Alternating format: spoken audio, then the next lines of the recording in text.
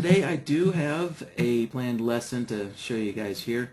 So I had this question a while back, and we'll build a condition that where you can block any kind of signals occurring inside in between these two moving averages, right? In between this area here. So alright, so I will get this out of the way and we'll work on this chart here.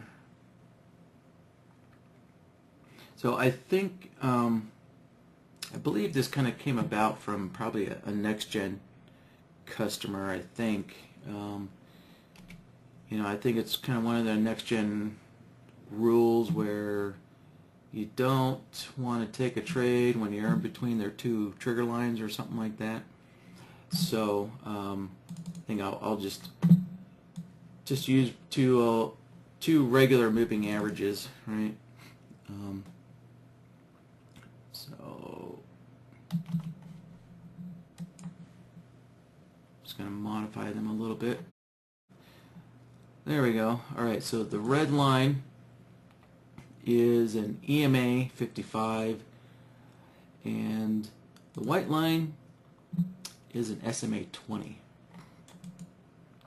First, as you can see, I already have BloodHound put on my chart here, so I will just open up the interface here with the button up on top, and first thing I'm going to do is name my system.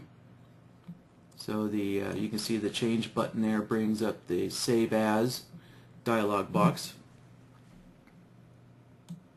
And I'm just going to scroll down and use one of these previous names. And let's see. And happy Valentine's, by the way, everybody. Happy Valentine's. I guess that's why there's a low attendance today, which I consider that a good thing. So, all right, we'll save that. So I guess let me take a moment and kind of explain the conditions here that I will be building. So you have to build two sets of conditions, right? One set of conditions is when one of your moving averages is going to be above the other moving average, right? And then another set of conditions will be when essentially the moving averages are flipped, right? So alright, so when the red moving average is above the white, that requires one set of conditions, and then when the white moving average is above the red, that requires you have to build another set of conditions. And then we'll join them together with an OR node. And so if we look at we'll look at this set of conditions here first. All right, so what we're looking at is price needs to be below the red moving average, and it has to be above the white moving average. So we'll build that set of conditions first.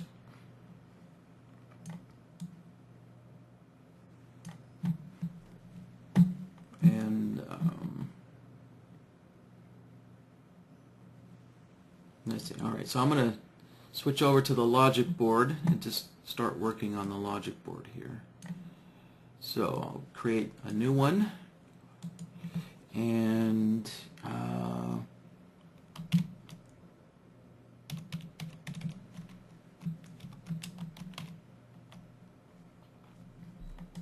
alright, so I'll just call it between two moving averages.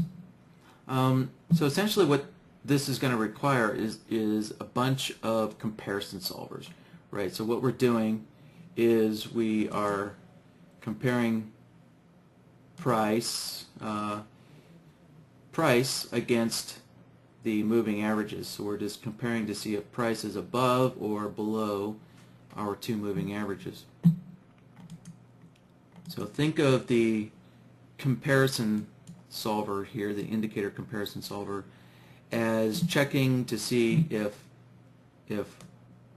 one set of data is above or below another set of data, right? So we're comparing to see if the price data is above or below our moving average data.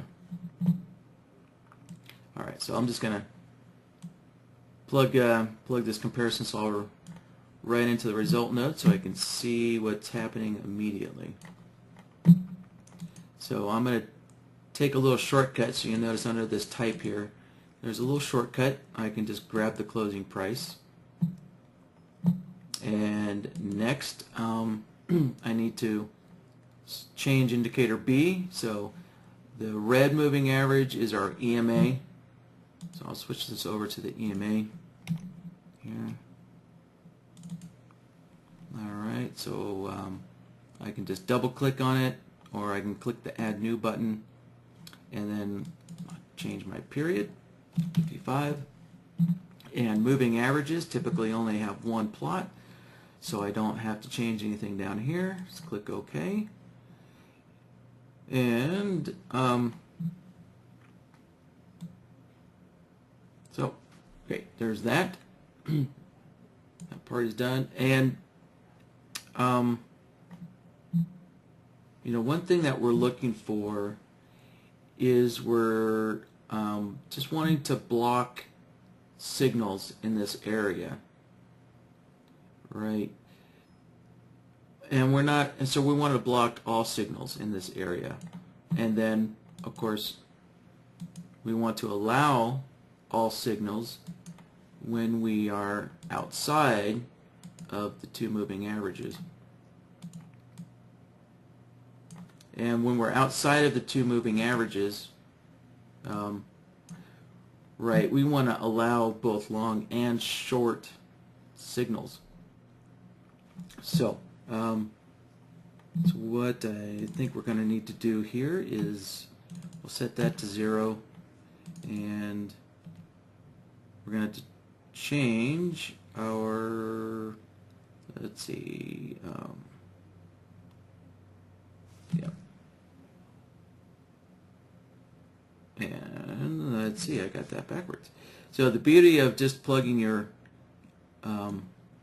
solver directly in is that when you're modifying this stuff, right, you can see if you're making the right decisions instantly. So actually I went in and took out the wrong settings, so I'm going to clear the long out, and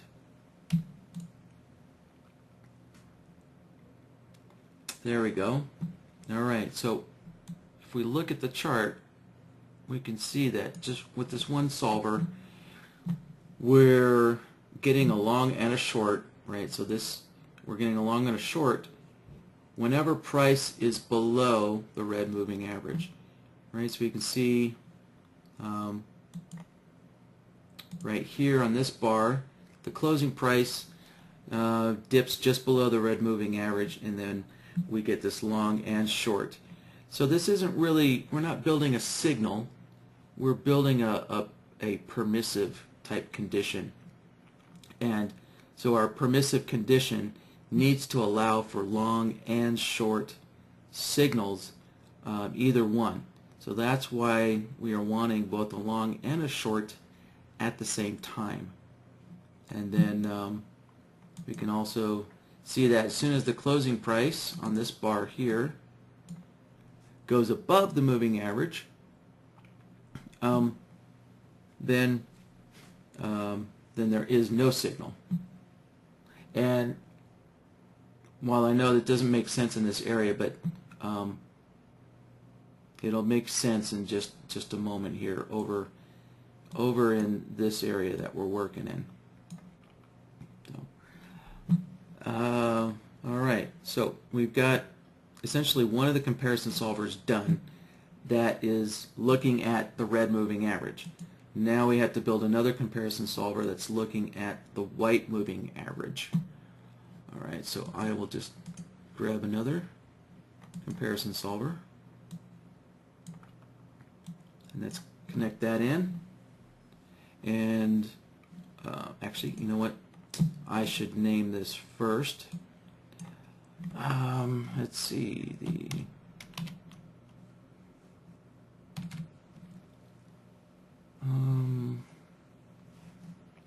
trying to think of a good name here. How about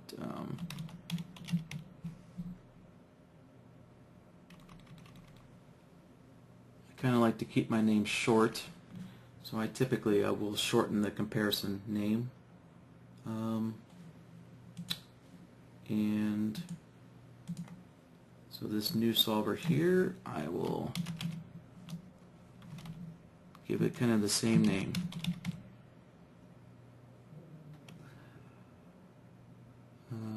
Oops.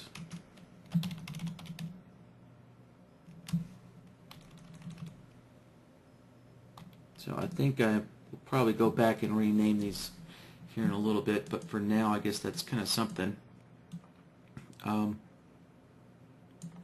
So kind of the name I came up with is, you know, the EMA is basically above the other moving average, and this solver here is right, the SMA, which is below the EMA.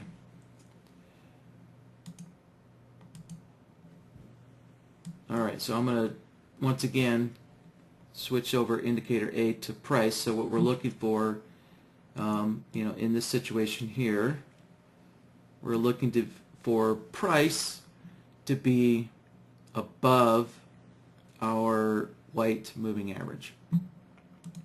And the white moving average is an SMA, but I just need to change it to a 20 period. So I don't have to change that. I just need to change the period to a 20. And once again, SMA only has one plot, so I don't have to change anything there. Alright, and so next what I believe I want to do is change our short output, and there we go. Great. So we can see here when price pops up above our white moving average, we're getting both our long and short signals here at the same time, identifying, you know, this condition when price is, well, this solver is not identifying when price is between the two moving averages, but it's half of the condition. So it's identifying this point and of course this point. So these two guys are good. So now what we need is both of these solvers to be true at the same time. So if we need both of those conditions to be essentially true at the same time, we'll use an AND node. Connect that in. And we connect the other one up. And there we go. So now we have identified when price is in between the two moving averages. Alright. So now our next step is to move over here, or let's see. Yeah, I guess I'll move over here.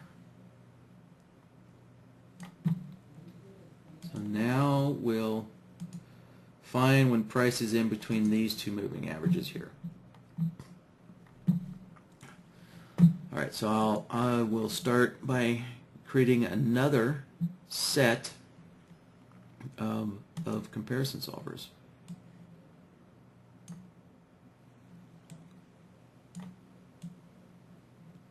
So I'll just slide those down.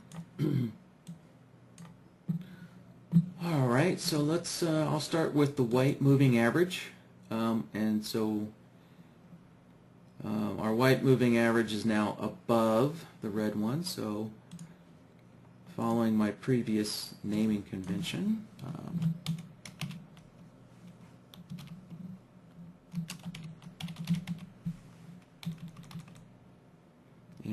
I typically like to leave the name of the solver in the name that I give my solvers.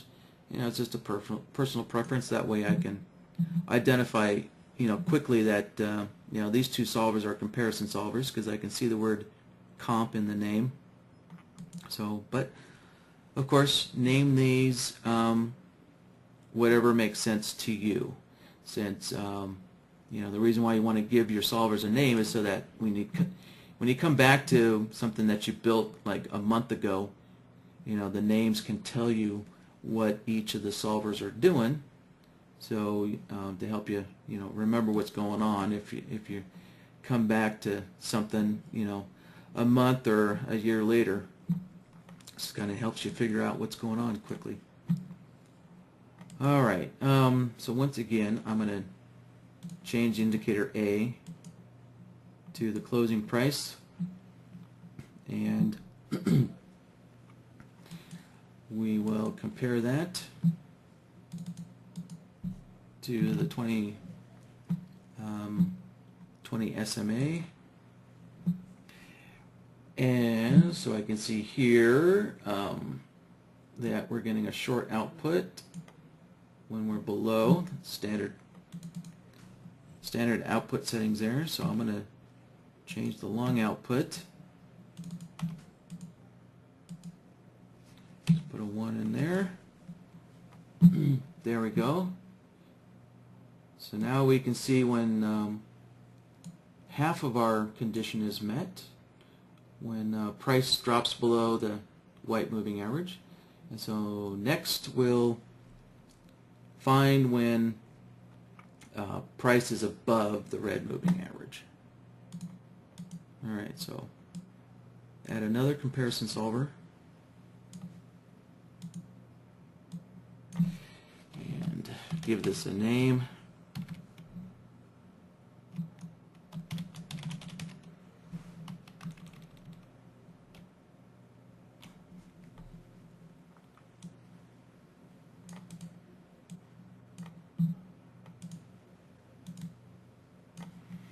Alright, so I'm going to switch this over to closing price again, and now I'll switch this over to the EMA.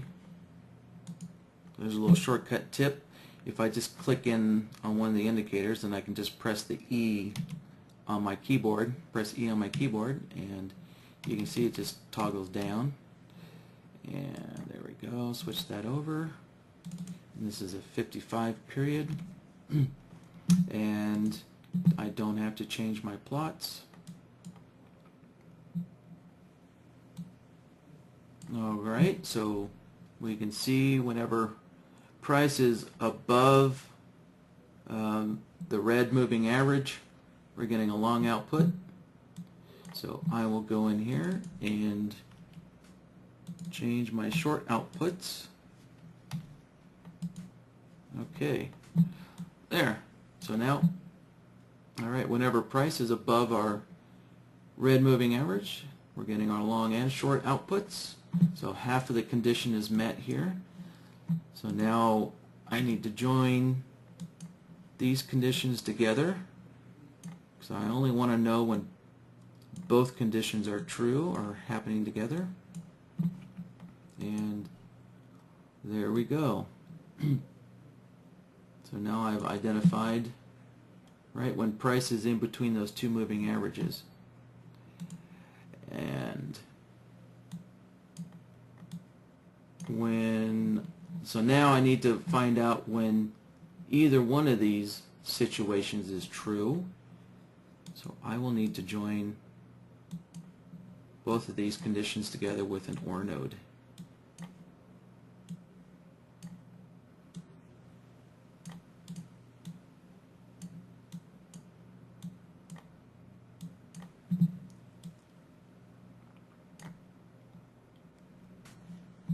Alright, so there we go. So now we've kind of, so you probably have noticed that what I built was essentially the opposite condition. Right, I built a situation that identifies when we're inside the two moving averages, but what we're really looking for is we want to block signals that occur inside the two moving averages. So this actually identifies when price is inside, but we want to block. So we really want to identify when price is outside the two moving averages, or when price is in this area with the rectangles here. So what I can do is I can simply use the inverter here.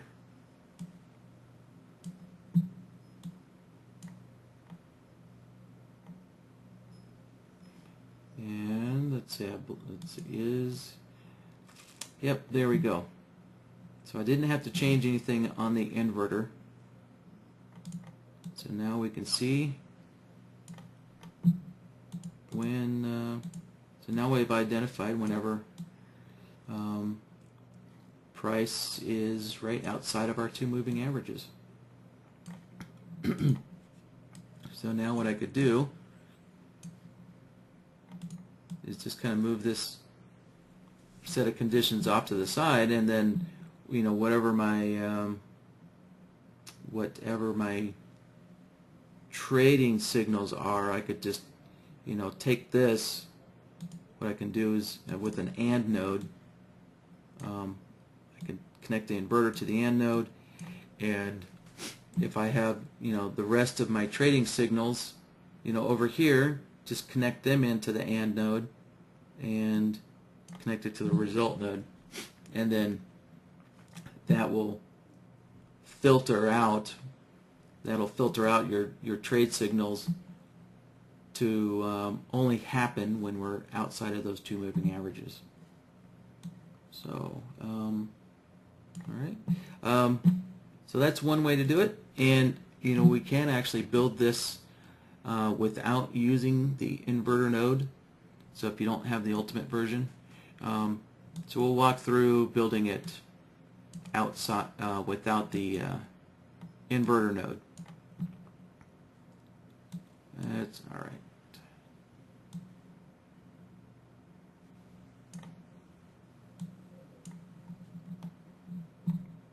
So just give me a moment to get set up here.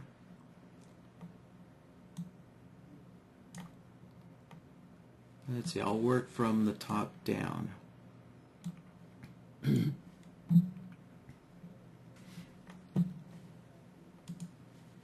So essentially what to build the same logic without using that inverter node, essentially what I need to do is walk through and reverse all of my conditions in each of the solver nodes. So when I was let's see, when I was walking you through this originally, let me I'll put the solver node back in its original state. So I just restored this solver node back to its original state regarding the outputs here. And what you notice is that I focused on when price was inside the two moving averages. I think that kind of helped understand it the first go through, but really what we want to focus on is when price is outside of our moving averages. So originally, right, I focused on the short signal, and what I did is I modified the long output so that it matched the short output. But really what we want to really focus on is the long output when price is above our white moving average, right? So when price is, at least over here, when price is above our white moving average, that means it's outside. So really I wanted to focus, I should have focused on the long output and changed the short output to match the long output. So that's what I'll do now. So I will basically remove the short output. Right, so when I set all of these outputs to 0, right, that removes the short output, and then I can just match my long output here, which you can see right there's a 1 in the upper conditions. So if I put a 1 there, so now we can see I'm getting a long and a short when price is above the white moving average.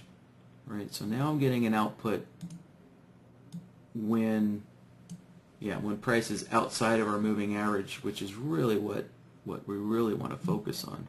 So now I just have to do the same thing with the other comparison solver. So I'll connect that in here, and let me restore this back to its kind of default state.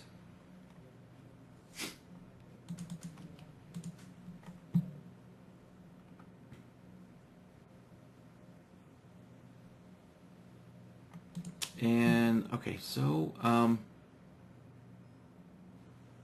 once again when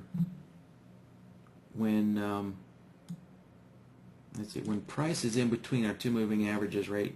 Price is above the once again, price is above the red moving average when it's in between.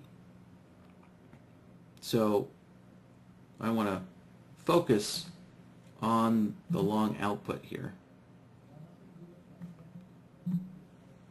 So once again, so I'll leave the long output alone, and remove the short output and have that match like so.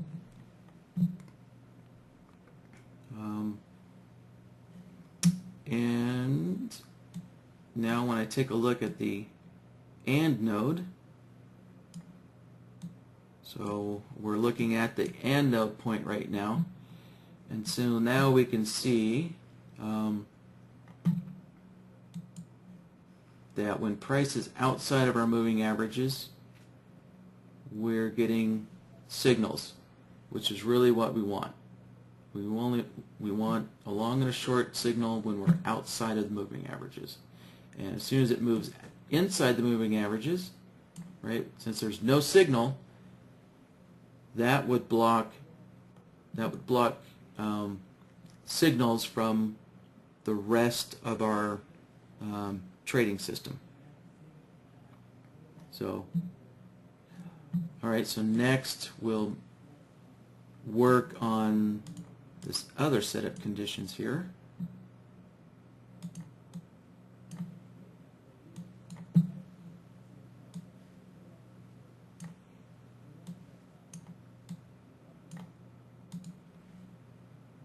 All right, so I'm going to restore this solver back to its default state. And let's see, all right, so this is looking at the EMA 55.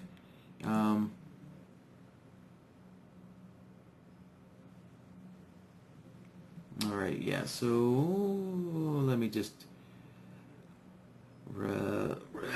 reverse these conditions in my head here and get my thoughts straight. All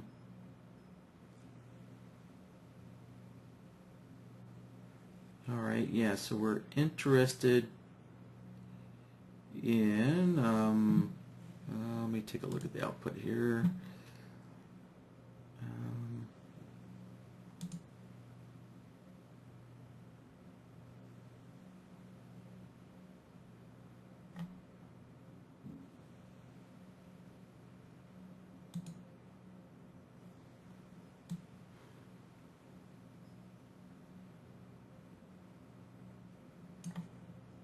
Oh, just give me a moment here. I lost my train of thought.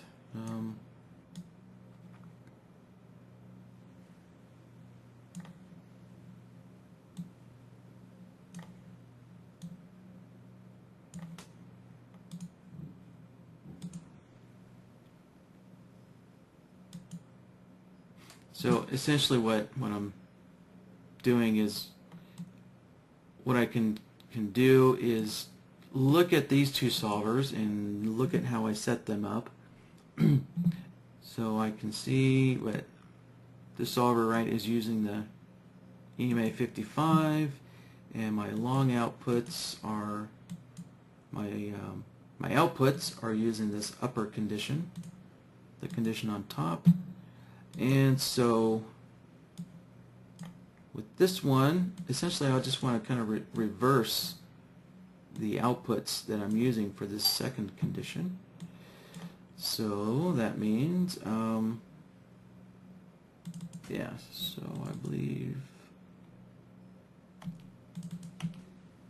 what that means is I want to use these lower conditions. All right.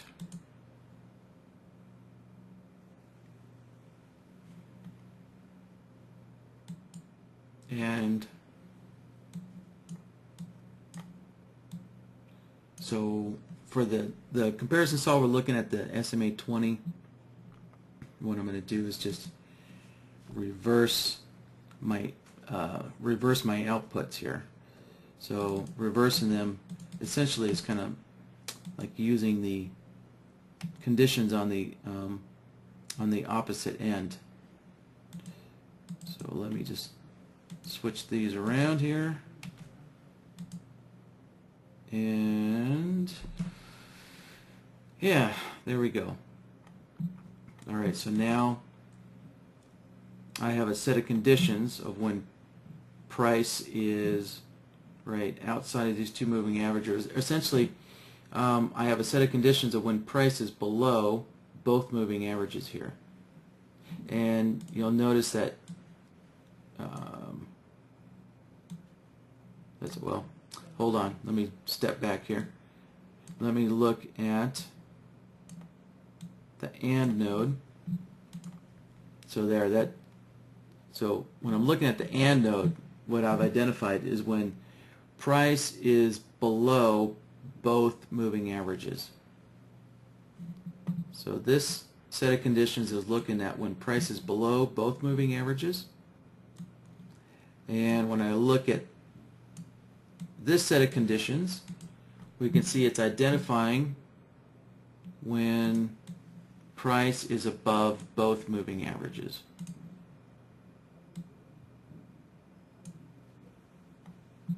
So the logic is a little different here. That's why I focused on looking at when price was in between the two moving averages, because I think that was a little simpler to visualize and understand at first. But to do this without that inverter node, what you're really doing is you're identifying when price is above both moving averages, or over here when price is below both moving averages.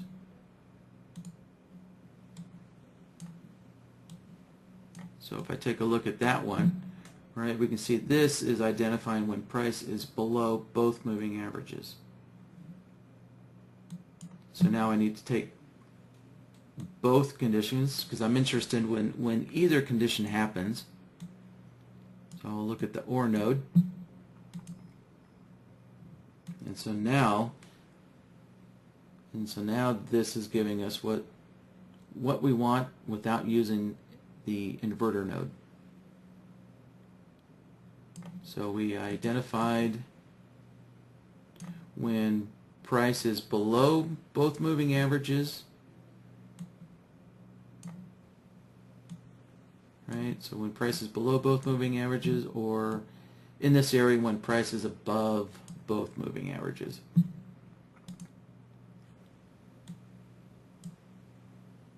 All right. So I think that kind of concludes that demonstration.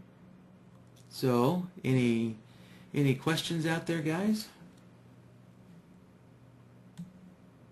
Tell you what, I will how about if I quickly rebuild this, because I'm sure people will ask for this template here. And yeah, so if I'm going to build both sets of logic, let's see, I will just have to drop down another set of comparison solvers.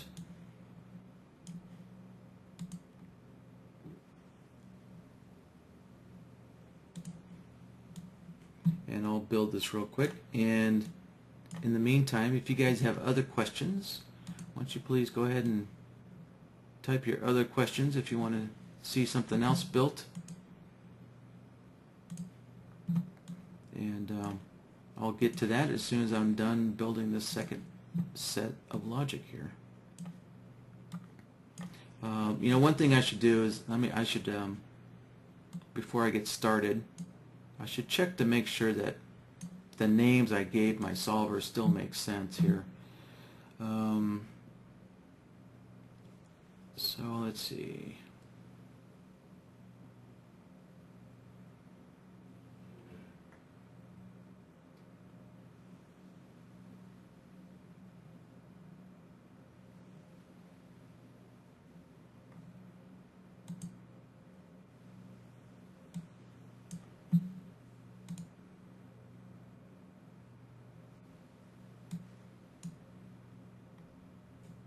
Yeah, so I'm going to change the names of these guys. So when I'm looking, so let me connect that up here. So when I'm looking at this solver, really what I'm doing, when I'm looking at this solver, what I'm doing is I can see that really what I'm doing is I'm identifying when price is above the white moving average. So I should, yeah, I'm thinking I should name this.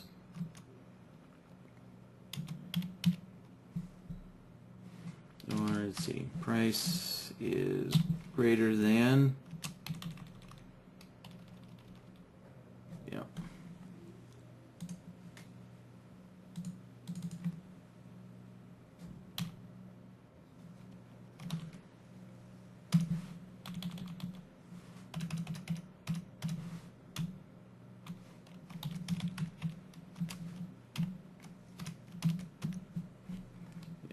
So what both of these solvers are doing right here is they're both identifying when price is greater than the moving average.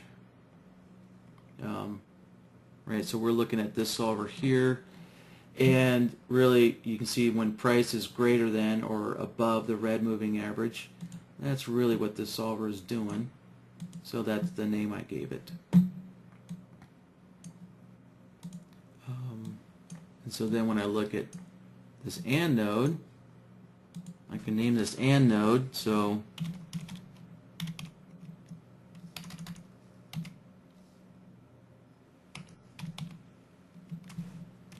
this is looking when price is greater than the MAs, the moving averages. And these solvers over here, what they are doing is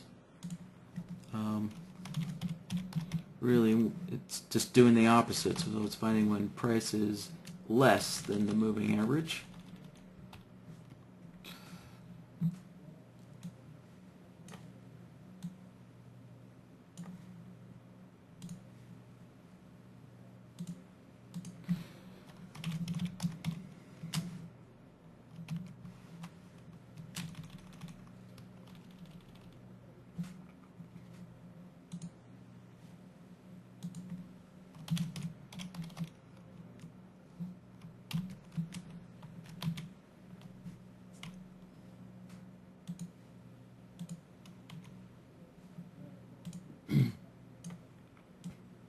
Alright, so I've named, right, this AND node, I've named this AND node to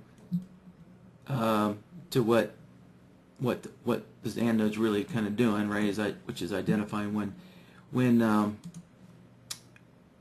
price is below or less than my moving averages. And then I named this AND node appropriately when price is greater than or above my moving averages.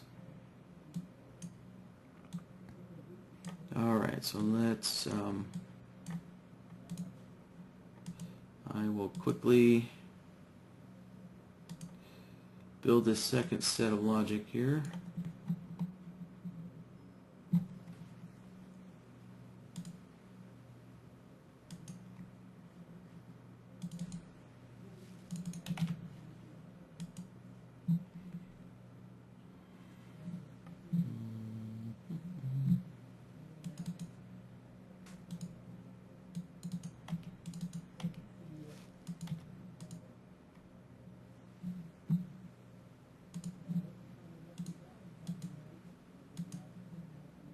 And this time, I'm not going to think about this too hard. I'm just going to use the visual feedback to just kind of tell me here real quick whether I'm getting it right.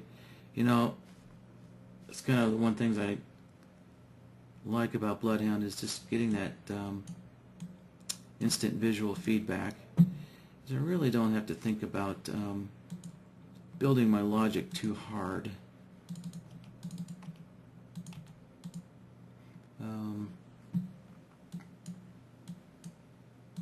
I just kind of look at the chart and let's see, oops, that's what's missing.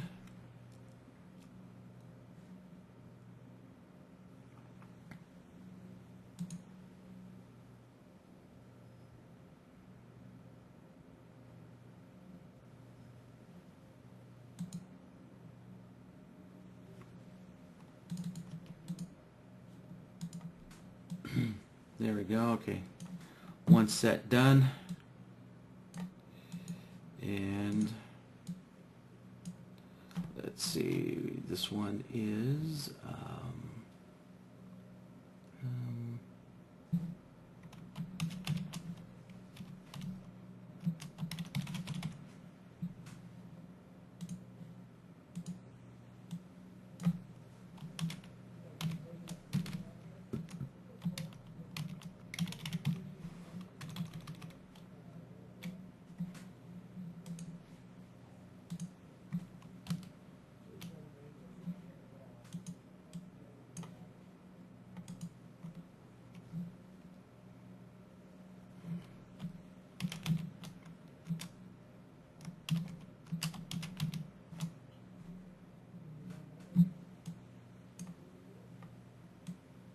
so the way I name this AND node here is essentially this set of conditions is only works when the EMA, or essentially our red moving average, is above our white moving average, right? So if we look at this, right, we've identified when price is in between our two moving averages only when the EMA is above the SMA. And so that's kind of how I name this AND node here.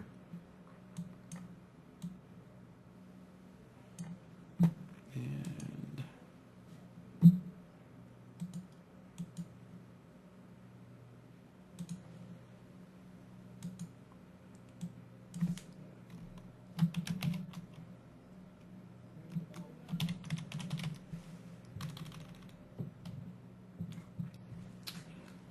okay.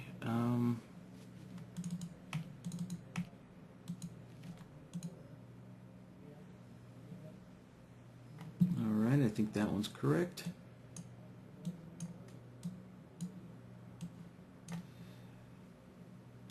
Now just one more to go.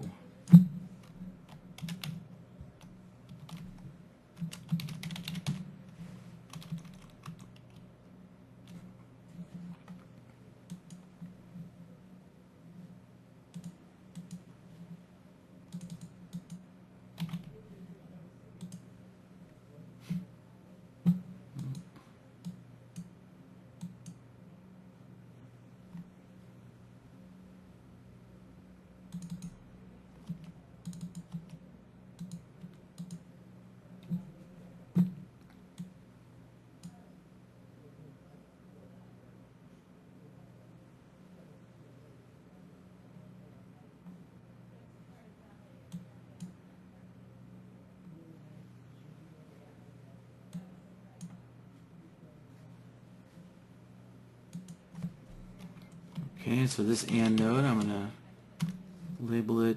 This AND node is giving us an output when the SMA is above the EMA. Alright, and to complete this, we'll drop an OR node down.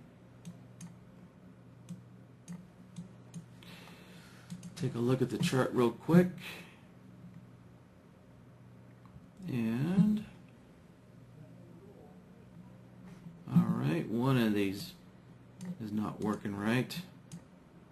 So let's figure this out. So I'm going to take a look at the AND nodes here. Okay, that one.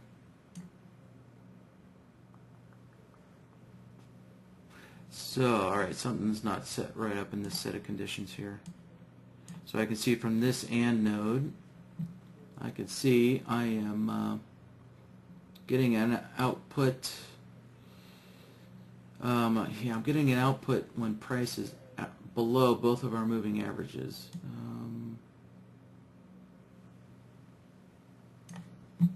Let's see. So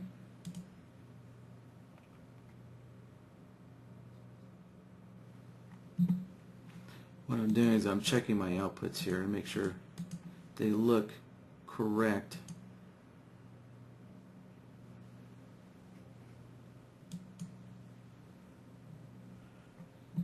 Oh, so here's what I did wrong. Right, you notice this one, I labeled it, this one's checking my EMA, and I can see here, I thought I had switched it over to the EMA, but it's still on the SMA. So let's switch that over to the EMA.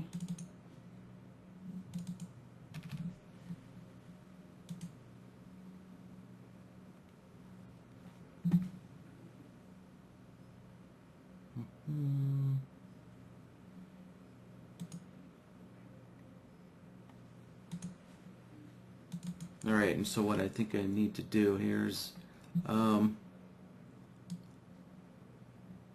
right, I could tell from looking at this AND node that, right, this set of conditions working when the SMA is above the EMA, so it's this area over here, right, the white moving average above the red moving average, and I can see I'm not getting any output here, no results here, so one of these is set up wrong, and right, so when I connect this solver up, I can see, yep, it's set up wrong here. So let's, I think I just need to reverse my outputs here. There we go. That is looking better. Yeah. Now let's take a look here. So now I'm taking a look at the AND node. And yes. That looks better. So there. Now take a look at the OR node. And great. So now we can, I got this one set up right. So price is in between our two moving averages there and there. And also over here, price is in between our two moving averages here and here. And now we just need to grab that inverter node.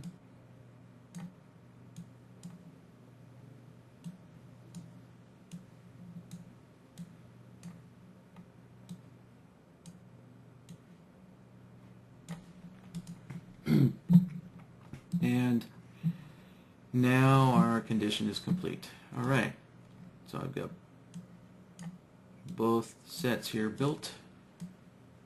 So if you guys would like today's session template, once again, just send me an email asking for it, right? And please, please just reference today's date. All right, that identifies exactly which template you're looking for. All right, and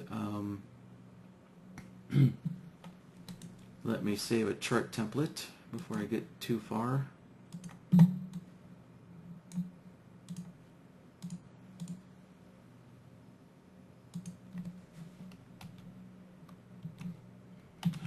and you'll notice here that the chart templates, I always put the word chart in the name, so that way when I email these files out, you can tell which one belongs in the chart folder, and you know, and which one, and you know, so the file name that doesn't have the word chart in it, which will be the BloodHound file, and so that file belongs in the BloodHound folder.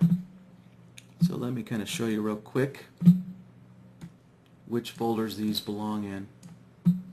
Alright, so I'm going to go to my Ninja 7 directory and then go inside of templates, and you'll see there's a BloodHound folder here, right? So if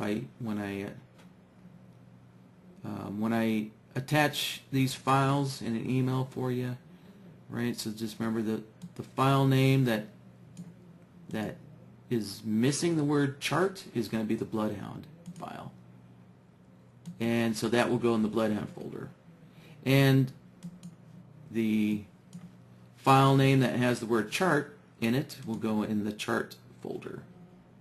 So just to show you one more time, if I load up a template, right, you'll see all of these SI Training Workshop files have the word chart in them. That's because these are all NinjaTrader chart templates. And so chart templates, they all go in the chart folder here. All right, so if I look at all these, so there you go. There's all the same Training Workshop chart files. So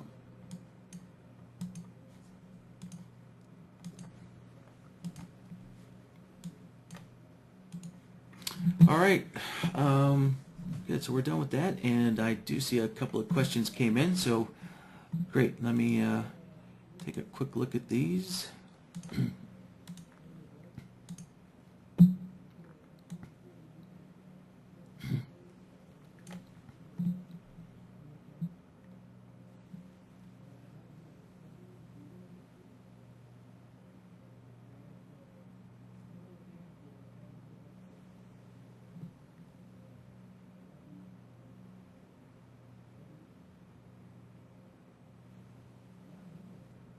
So I hope I'm pronouncing your name correctly. Manmohan is asking, I'm using a 5-tick, 10-tick, and 20-tick combination on DAX chart.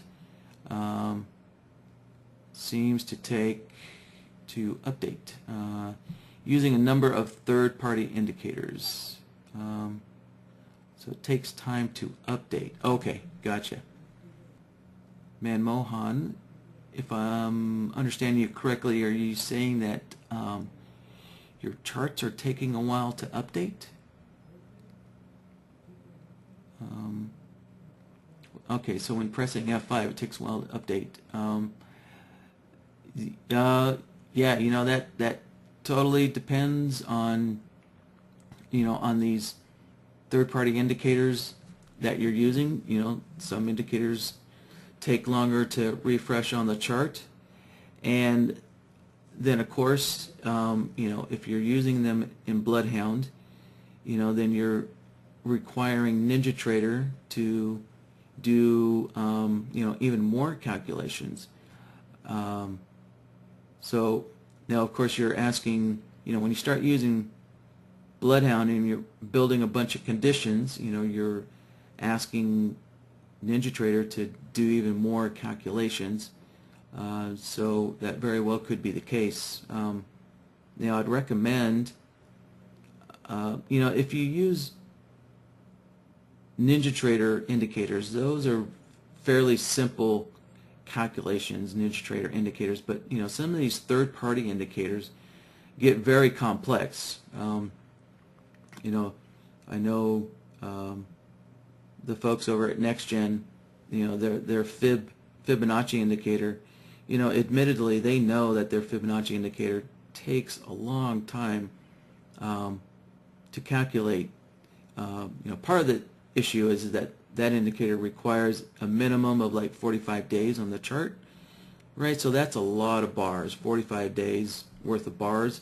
So it's, first of all, you know, it requires a lot of data that all has to be calculated, and secondly, their indicator is doing a whole lot of calculations, right? So it's taking the latest, I guess, Fibonacci or swing point area. I'm not exactly sure, but you know, it's taking like the latest Fibonacci condition and it's comparing it to all the previous Fibonacci levels, you know, as the indicator is calculating through each bar. You know, so that it's a fairly complex set of conditions that their indicator is doing, so it takes a while. And then of course you put that into BloodHound and start comparing, you know, that indicator against other indicators and other sets of conditions, you know, and of course you're compounding the amount of work that NinjaTrader has to calculate. So I would recommend, you know, if you guys are really serious about trading, I would recommend a minimum of an i5 processor in your trading machine, because you really don't want any kind of lag on your computer, on your end. You know, you already have to deal with internet lag, you know, the lag it takes for your computer to communicate with your broker, which then communicates with the exchange. And then if you compound that with your computer's processing power, you know, it just doesn't create a good situation. And you know, as tools like BloodHound and other NinjaTrader vendors that are building more and more complex indicators, you know, it's really kind of requiring a faster and faster computer. Just, you know, when you look at the broader, bigger context of how software is evolving, right? It's always requiring a faster and faster processor in your computer. So, you know, my recommendation is that you go for the best. You know, if you're really serious about trading, go for the best processor out there, which is the i7 processor. You know, so to take a look at what I have, you know, I just rebuilt my computer last summer, and I went, and so Intel just came out with a new i7. This is the fourth, so there's 4 generations of the i processor, and so I have the 4th generation of the i7, which right now is almost the fastest one out there. You know, there's one that's a little faster, but I didn't think, you know, doubling the price would be quite worth the little extra processing power I could get. Plus, I can quite easily overclock this processor to 4 gigahertz if I want to. So yeah, like, you know, when I'm processing video clips, you know, I overclock my processor to 4 gigahertz, which helps a little bit. You know, so I would, you know, recommend at least an i5, if, you know, if not an i7. And you know, as far as memory goes, it depends on your Windows. So for Windows, I'm running the 64-bit, which means you can put more than 4 gigs of RAM in it. So, you know, I'd say 6 or 8 gigs of RAM in a 64-bit Windows is nice. You really don't need to go more than 8 gigs. 6 gigs is fine. 4 gigs is really fine as well. But if you're running a 32-bit version of Windows, then 4 gigs is the max that Windows will see. And realistically, 4 gigs is fine for NinjaTrader. But if you have a 64-bit, putting 6 gigs of RAM in kind of helps Windows out. 6 gigs will give Windows, you know, an extra 2 gigs of buffer, which just kind of helps Windows out overall, which then in turn kind of helps out NinjaTrader. So, you know, so if you're getting some lag, let's see. All right, yeah, so you're running an i3, you know, which should be doing okay. But then again, you know, it really kind of depends on what your third-party indicator is. And 8 gigs of RAM there, that's good. And hopefully you're running Windows 64-bit. Otherwise, good. Okay. Well, you know, the next step, the next step would be to replace your hard drive with an SSD, if you haven't done so already. So I built myself a RAID 5 SSD for my C drive, which is really nice because all of my software just fires up in a matter of seconds. That's kind of nice for loading time. I can't really say that that's going to help a lot for when you're pressing F5 on the chart. Yeah, it probably won't affect refreshing the chart. It's probably just having an i3 in combination with your third-party indicators. So yeah, you know, it's kind of my best advice. You know, it's always a battle between new software coming out requiring a faster processor, right? So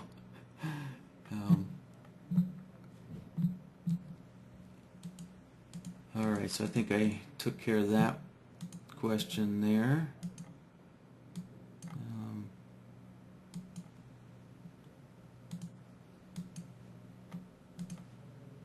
All right, so Celso is asking here, can you show when is necessary to use the sliders on the logic panel? Yeah, sure. You know, that's probably a very unused situation. So let's see, I'll kind of talk about it in general terms. All right, so I'm going to load up a new chart template. We'll just kind of start from scratch. All right. So let me let me build I'll build a bunch of conditions here. So I will so I'll build like a crossover condition, and let's see what else. I'll build a condition that looks at the slope of our stochastic, and let's see what else. And maybe one that kind of looks at which side of the zero line our MACD is on. Right, just 3 simple kind of bogus conditions here. Just so I have some kind of example to work with. Right, so, and let me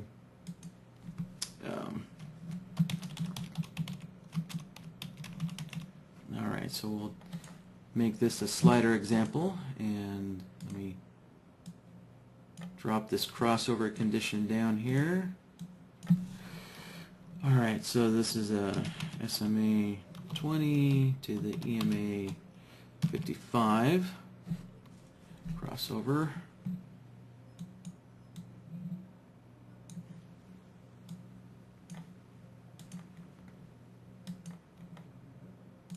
So I will plug in the 2 moving averages here real quick.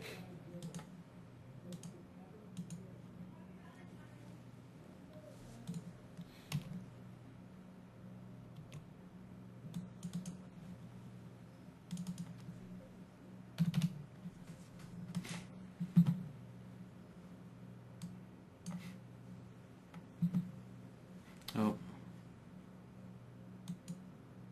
that's right, I loaded a new template, so this SMA is actually a 10 period. Okay, so let me go back and change this 20 SMA to a 10 SMA. There we go. Now that crossover matches. And there's our short crossover.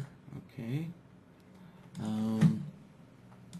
Alright, so the next one I said I was going to build is I'm just going to look at the slope of the stochastics here. So let me just switch this over to the stochastics. And I just want to make sure I got the right plot that we're looking at. So we want to look at the D plot. And let's see. The stochastic is using 7.14.3, which is our default. Alright. So all this is okay. And there we go. So we can see when the stochastic is sloping up, we're getting along.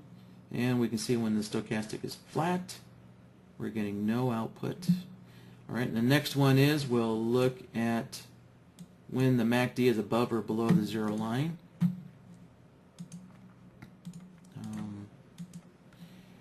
And there's two ways I can do that, and I'm going to choose to use the threshold solver here. I could use the comparison solver as well if I wanted to, but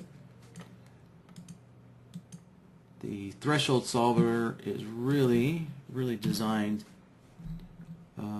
more specifically for comparing an indicator to a fixed value, right? So the zero line is a fixed value, and I believe I'm using the default MACD settings. I believe that's what's on my chart. And we want to look at the MACD line.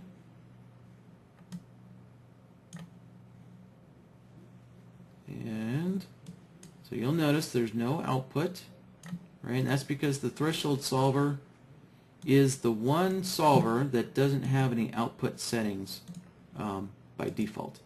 So I will have to set some output settings here. So I can go 1, and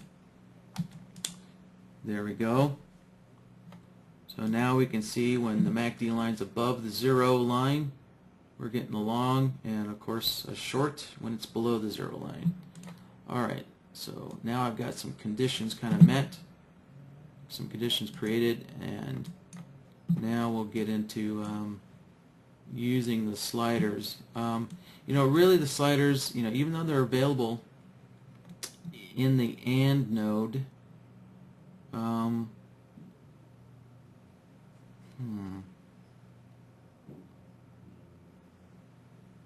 actually I need to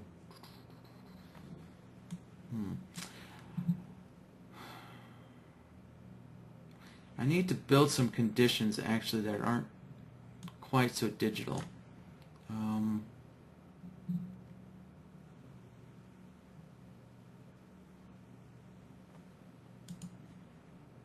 Yeah, so let me show you what I mean. So typically when we're looking conditions, typically we're looking for a condition to be absolutely true or absolutely, you know, false or something like that. But the sliders are more appropriate when you build fuzzy logic type conditions. So let me kind of modify these solvers here so that they're kind of working with a fuzzy logic type condition here.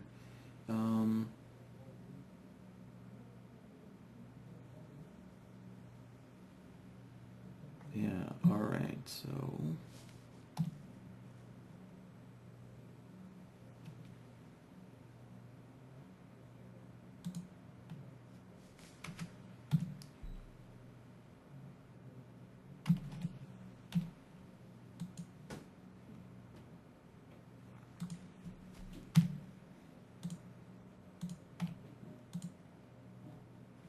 alright, so I modified the threshold solver here.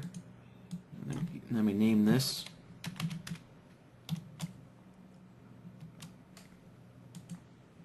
Alright, so we can see that as the MACD here, right, I'm going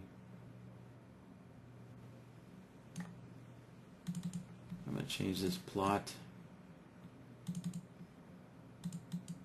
I'm going to change it to a dot.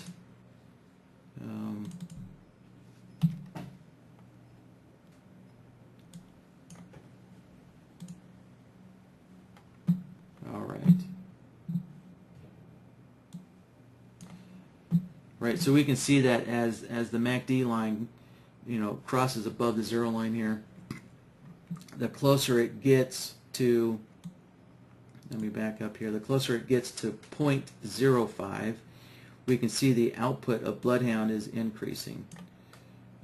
So let me kind of open these up a little bit.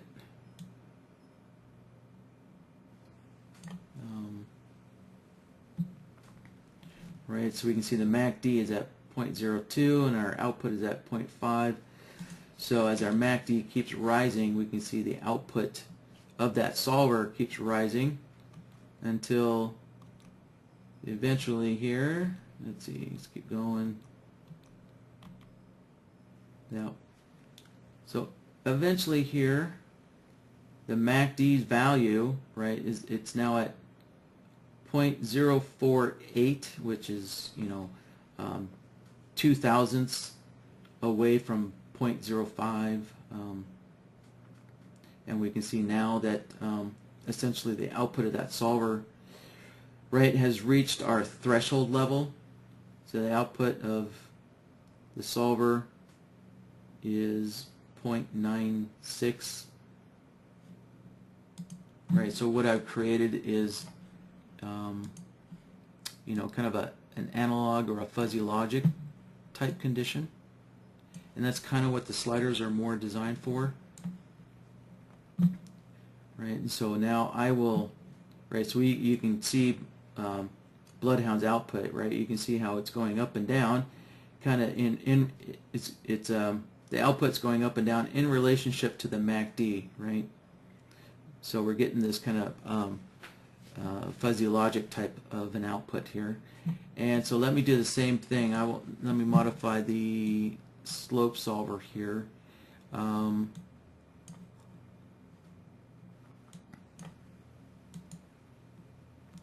And so with the slope solver, I can kind of specify some required slope conditions, and since I'm working with an indicator that's on a subpanel, right? A subpanel doesn't work in ticks, so it's going to be better if I switch this from ticks over to points.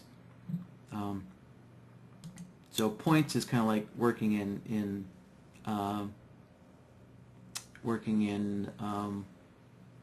integer type values.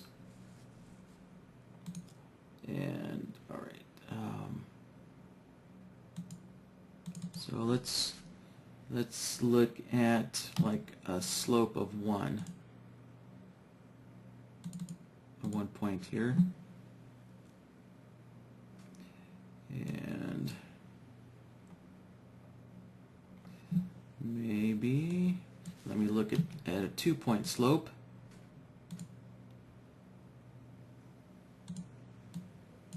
Just gonna have to play around here until I get what I'm looking for.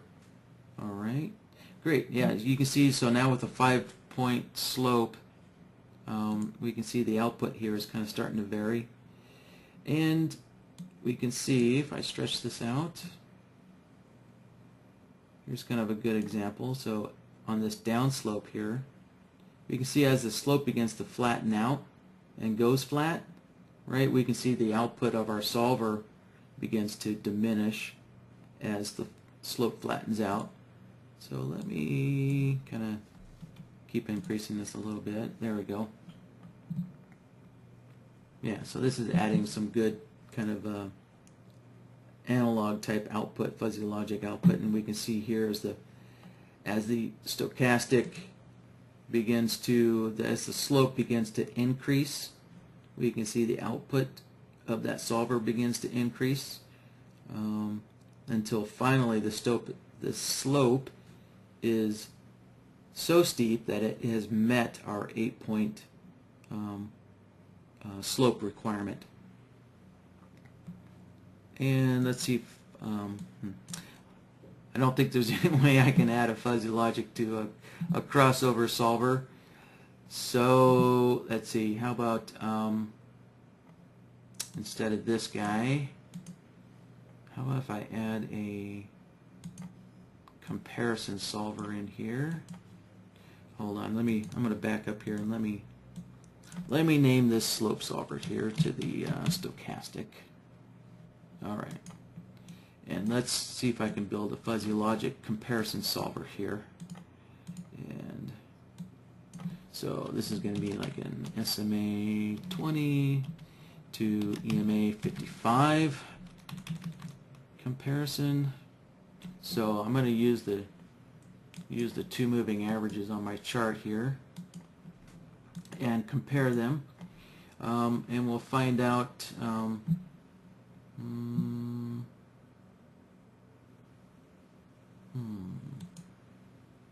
let's see, do I want to do the moving, I'm thinking, do I want to do the moving averages or maybe compare price to one of the moving averages?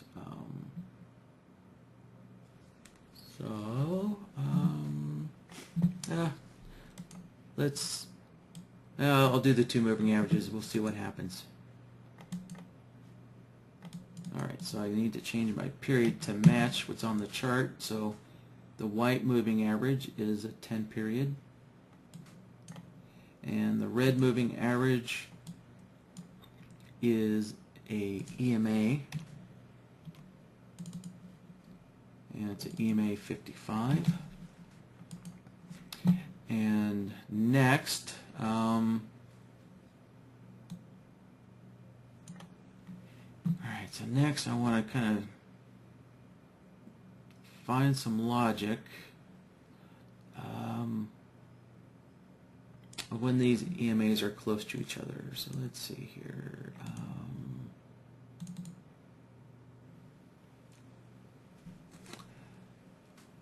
Let's see, what instrument am I on? 10 ticks. All right, let's see what 10 ticks gives us. And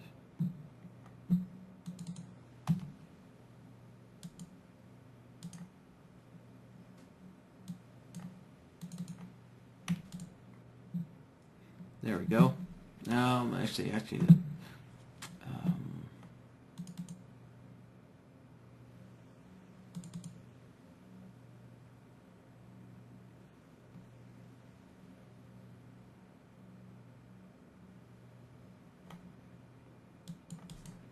let me reverse these outputs here.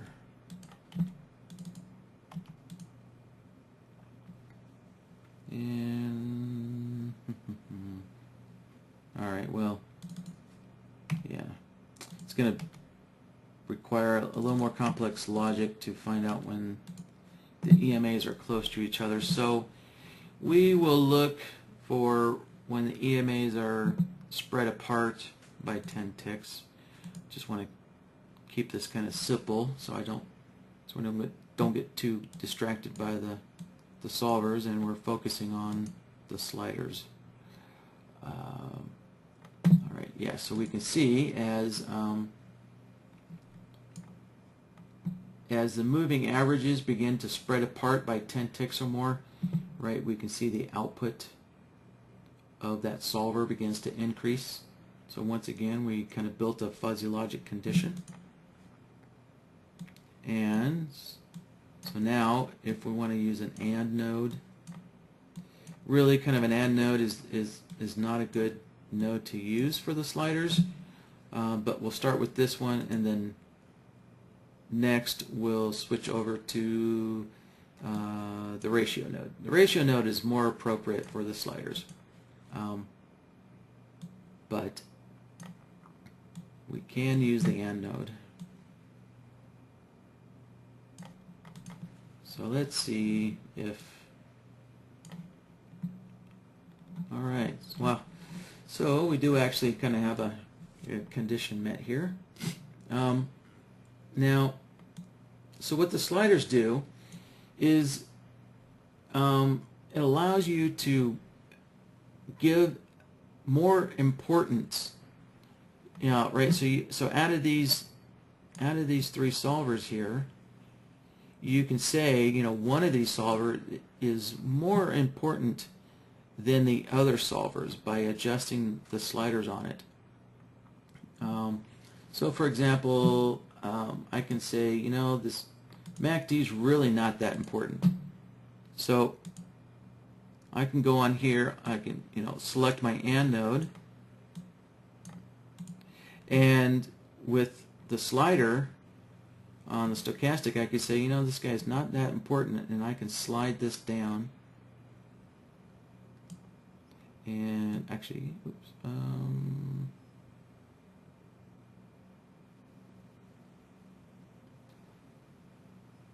yeah, this is kind of why the AND node doesn't make a lot of sense here.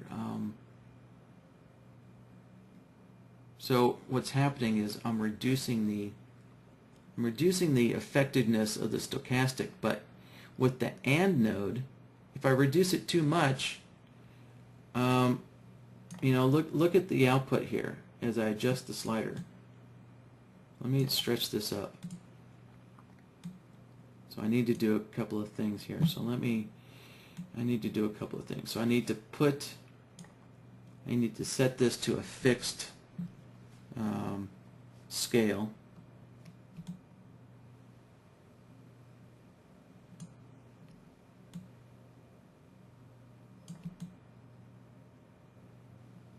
Alright, so you can see with the F on the chart there, I've fixed the scaling so that we can see the 1 here and the -1 all the time. Now watch as the outputs change as I change the scaling. So if I say the slope, the stochastic slope is not that important, I can slide this down. But because we're using the AND node, look at how basically the output gets reduced on BloodHound.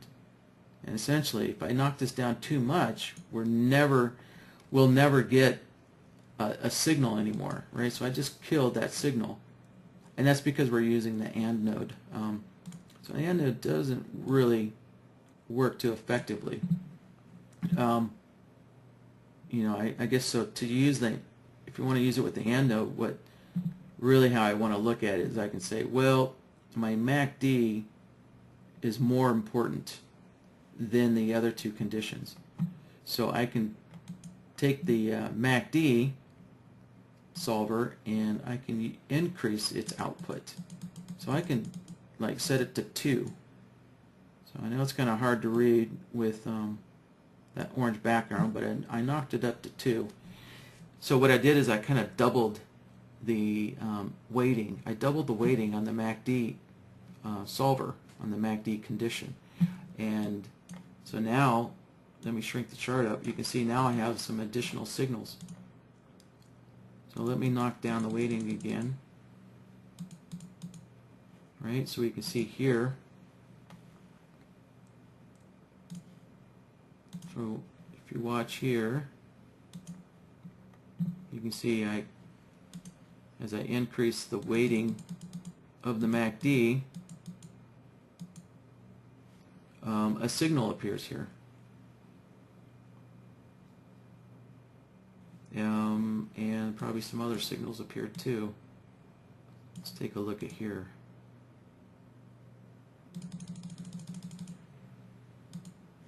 Yeah, so we kind of so we influenced the output of the AND node to give us a signal here. So we were kind of close. So this output here got to 0.7.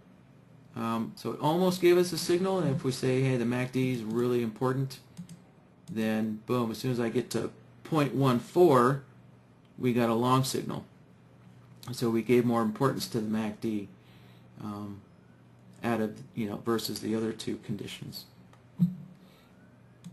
So now with the ratio node,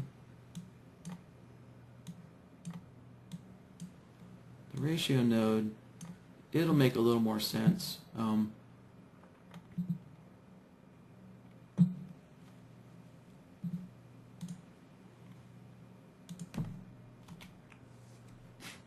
So if, let's see here.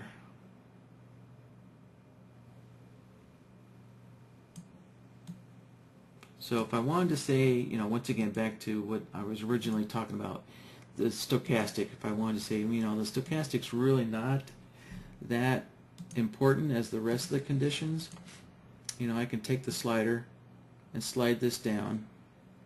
And once again, look at the output, how the output shrinks, right? Because we're reducing the importance of one of the solvers.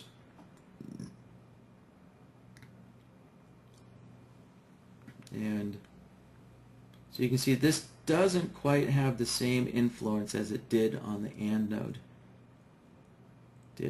But I can, reduce the importance of the, by say 15%. If I put this to 0.85, right, I just kind of reduced its importance by 15%. And, let's see.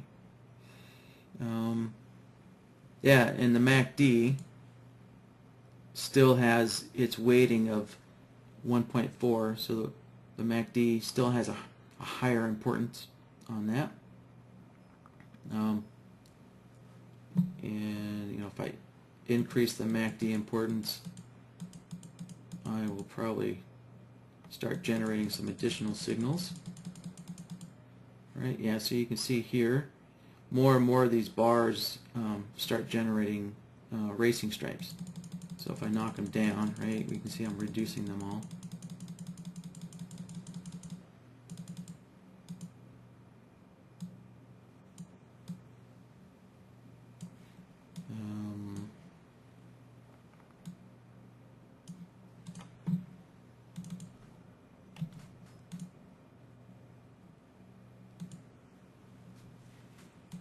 So let me try and find another situation here.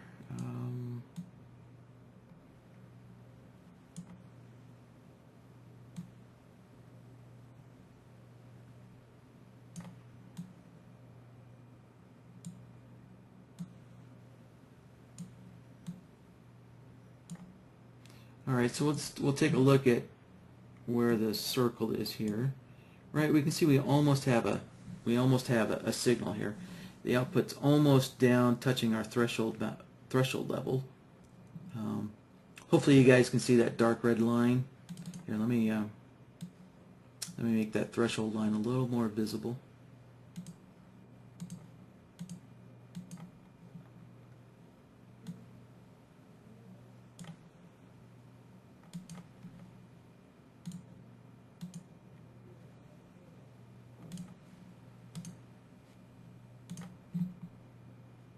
There you go. So now our threshold lines are a little more visible there.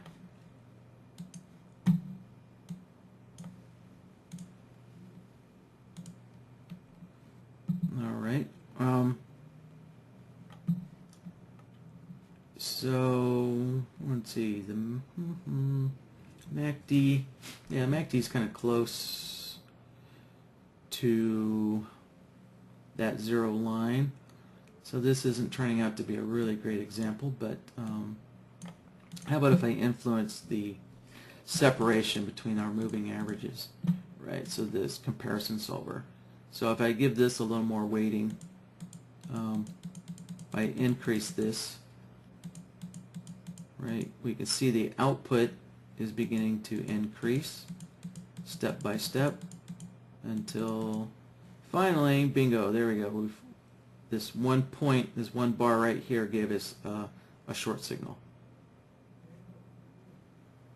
So I had to increase that quite a bit to 4 or 400%.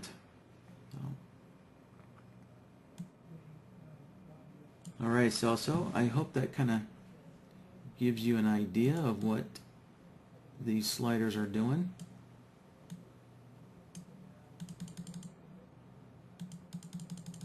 Let me put these, well, yeah, I'm just going to put these back to normal here.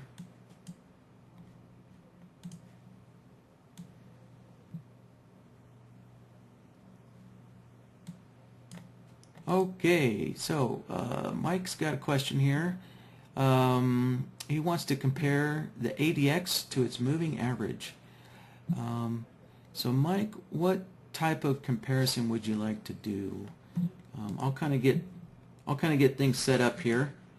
If you could just kind of expand, kind of tell me a little bit, like exactly what type of comparison you'd like to do. And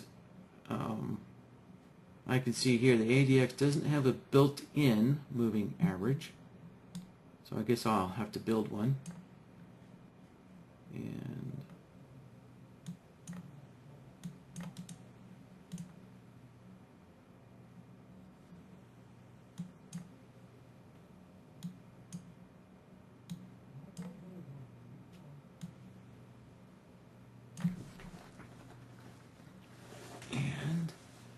so Mike wants to do a threshold.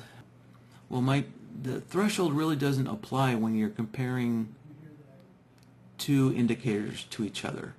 The threshold applies when you're comparing an indicator to a fixed value, right? So if you're, in other words, like this 0 line, or I'm sorry, the 25 line here is a threshold value, right? So the way that ADX is traditionally used is you want the ADX value to be above that 25 threshold.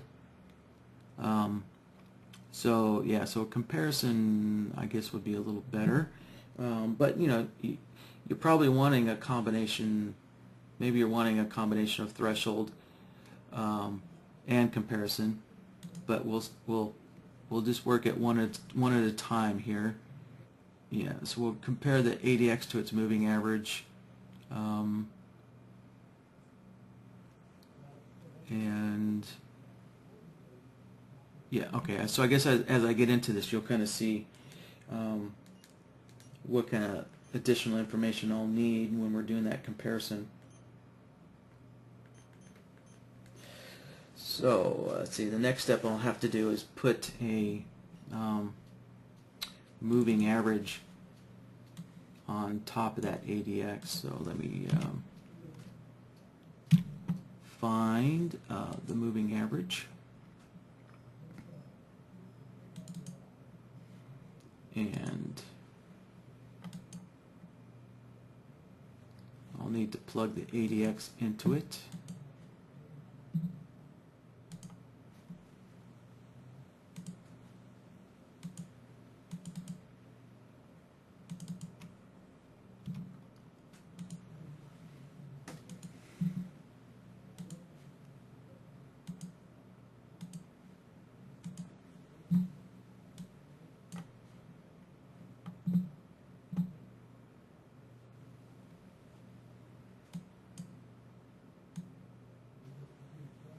Okay, so there's a 14 moving average on the ADX.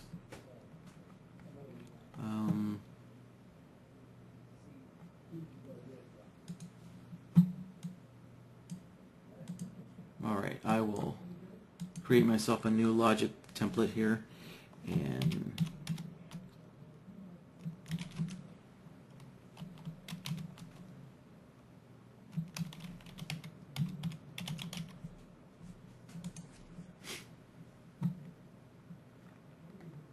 alright, so I'm going to drop down a comparison solver.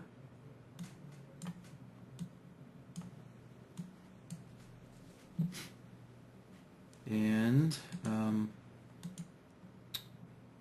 typically you want the faster moving data set in indicator A. Typically that's how you want it. So we'll put the ADX in indicator A, and in indicator B we'll put the moving average of the ADX, since the moving average moves a little slower. So,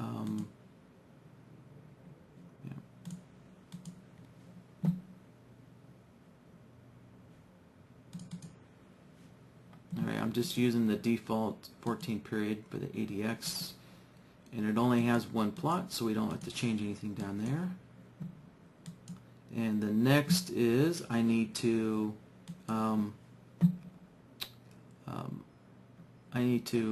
insert the ADX into the SMA, or nest it. So luckily I already have the SMA on here because that's just the default. So what I can do next is I can just click on the ADX, and then I can hit the nested input, and so that's going to feed the value of the ADX into the SMA there. And that is that. And so now we can see that, hey, when the ADX is above its moving average, we're getting a long output. And then when the ADX moves below its moving average, it's giving us a short output. Right? So there's kind of a simple comparison. And then if you wanted to also make sure that the ADX is above 25, then we can use a threshold solver. So let me name this properly.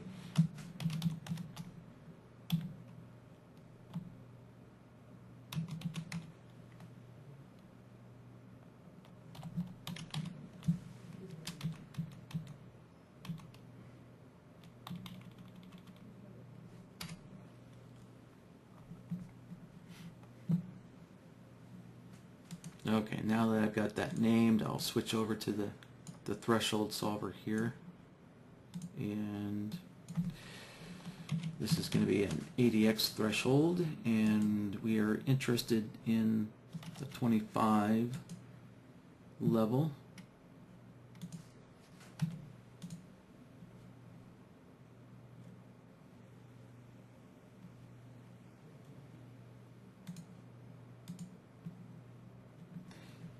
And I need to switch this over to the ADX first, don't I?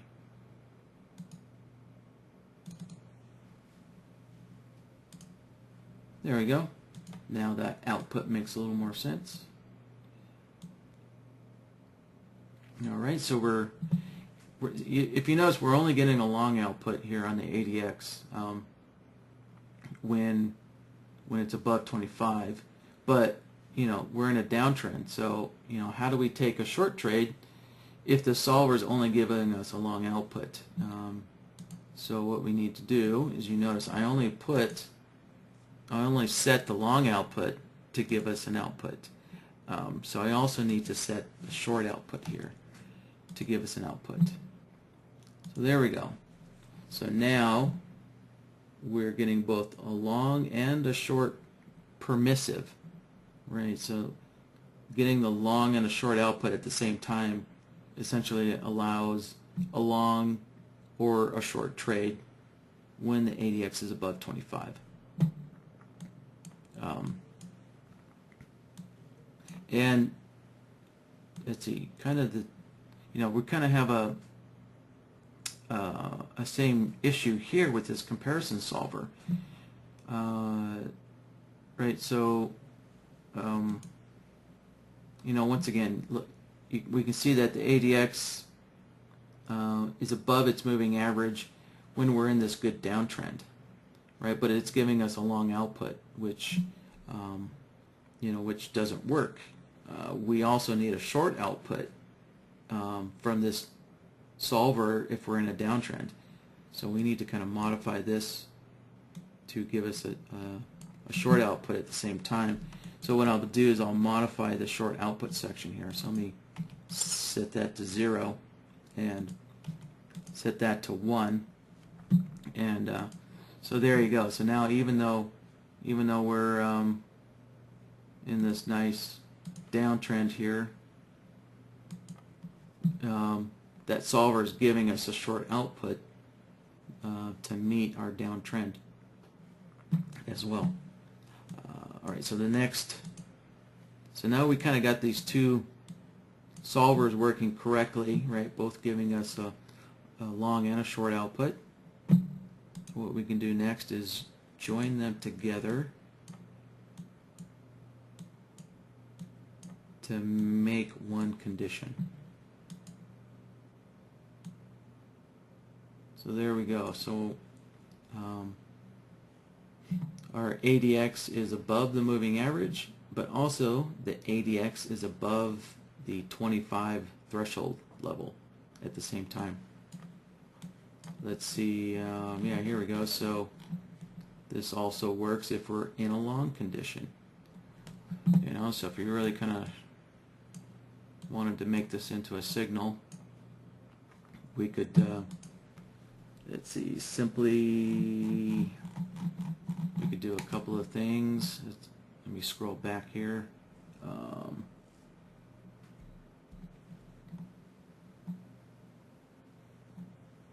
You know, I could just take a look at the slope of either one of these moving averages, or I could take a look at the MACD, you know, and see if the MACD is above the zero line. So how if I just do something real simple, and we'll look at the slope of the white moving average, right? So our white moving average is in SMA 10.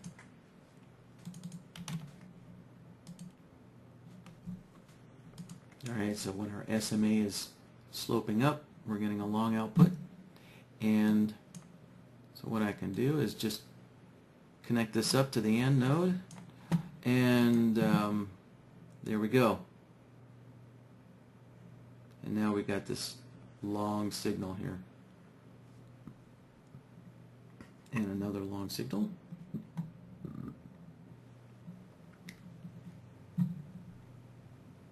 All right, and there's our short signals, and of course, you know, maybe an SMA 10 isn't, you know, maybe a little too fast. Let's just say, all right, let's switch this over to the red moving average, which is an EMA 55, an EMA 55. So there we go. I kind of eliminated some of those funky signals in there, so it kind of eliminated that long signal we had here. And let's take a look at the chop that we had back here. Yeah, we're just in a period of consolidation, and even the EMA is kind of flip-flopping back and forth. So, but you know, is essentially my point we were trying to get to is there's your comparison of the ADX to the moving average of the ADX. All right, so looks like I pretty much took care of Mike's question. Well, let's see. Mike wanted to add the CCI 13. Okay, let's drop that in there.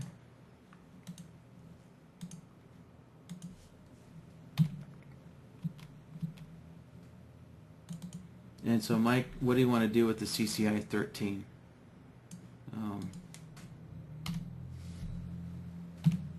Are we going to look at the slope? Are we going to look at above or below a threshold value?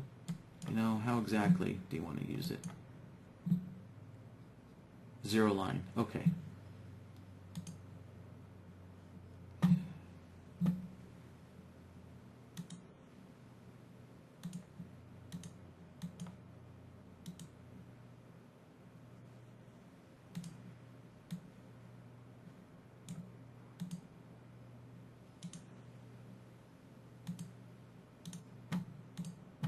All right, I'm just going to move some of these indicators out of the way.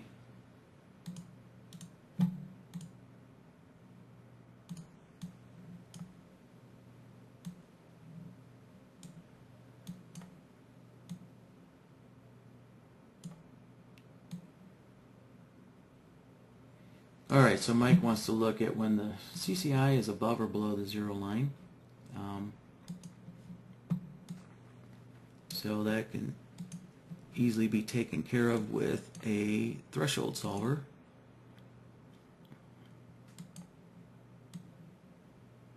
All right, so we want to take a look at the zero line threshold. All right, so let me switch the indicator over to the CCI. I'll name this first, right? CCI 13. Okay, we'll change the indicator.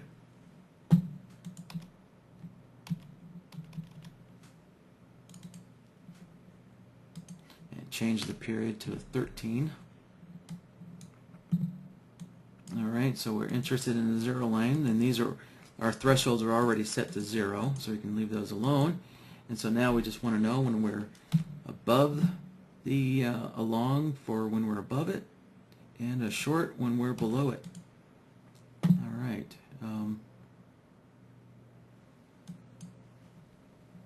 So there's that.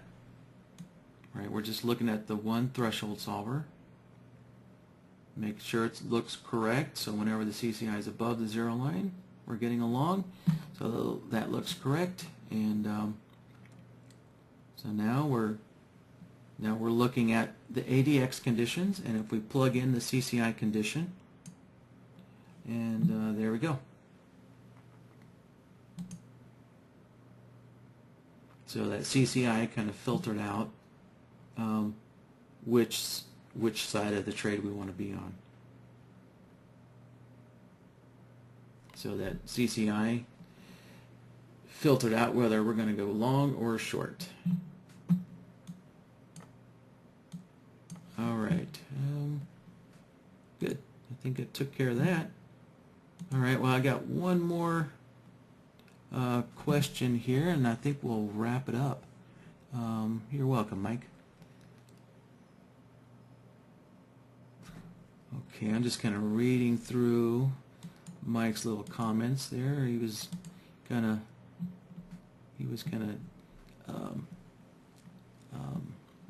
staging me along as I was building the conditions.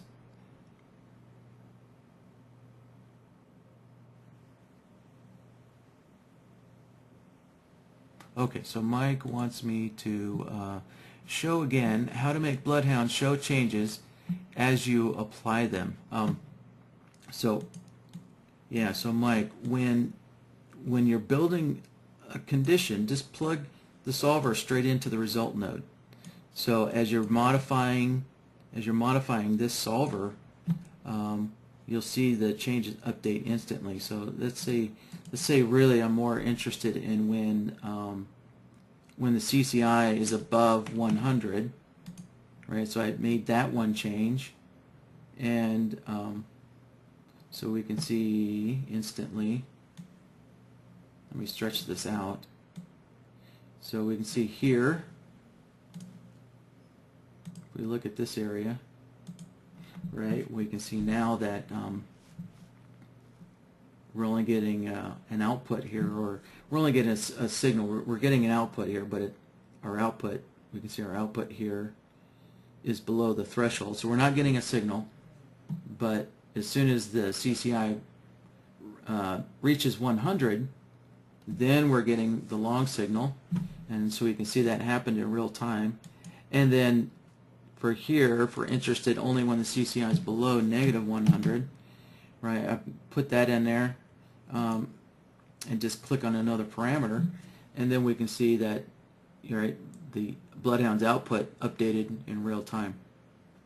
So that's what you can do. So BloodHound's output, it's always updating in real time. I guess it's just a matter of what set of conditions you're looking at. So if you're setting up a solver and you want to just look at that one condition, right? So this solver condition is just looking at the CCI when it's above or below one of these threshold values. So if we only want to look at this one condition, then just plug that solver straight into the result node. And if we want to look at all of the conditions, right, from our AND node, just connect that up. And once again, I can I can pick any one of these solvers, right? So once again, I'll pick on this threshold solver here, and I can take this -100 and set it down to 0. So now watch this area here will update in real time as I set this down, as I change it from 100 to 0. And oh, that was kind of a bad idea because our ADX wasn't met. That was not a bad, that was not a good, here we go. Here's a better example. So essentially this whole area here right? So we'll look at these gaps here. So we can watch these gaps update in real time. So once again, as I go and change this threshold of 100 down to 0, there you go. We can see how these gaps filled in real time. So I can put that back to 100. There you go. So just keep in mind when you make a change, like when I set that change that 100 to 0, now I can hit enter, or I could just click on another parameter, and that tells the computer to update. So I can't just type 0. It's not going to update until I either hit the enter key or click on another parameter, and then NinjaTrader knows to update.